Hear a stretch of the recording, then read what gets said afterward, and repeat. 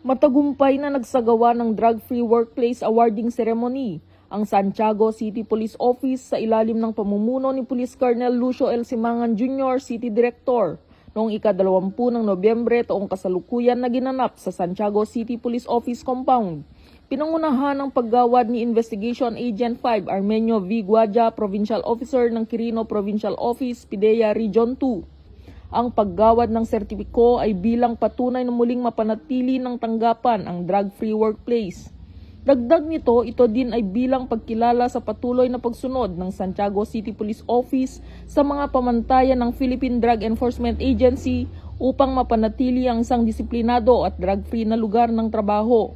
Nagkaroon din ng paglagda sa Pledge of Commitment of Drug-Free Workplace upang patunay sa kanilang patuloy na pagsunod sa mga pamantayan ng ahensya.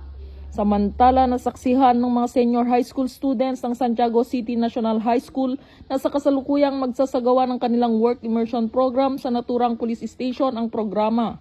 Kaakibat na nasaksihan ng mga mag-aaral ang advokasya na tanggapan para sa isang ligtas at drug-free na kapaligiran.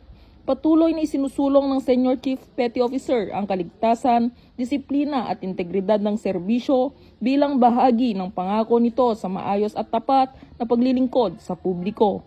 Mula dito sa Lambak ng Cagayan, ako ang inyong PNN Correspondent, Patrolwoman Ledesma, alagad ng batas, taga-taguyod ng Balitang Pulis.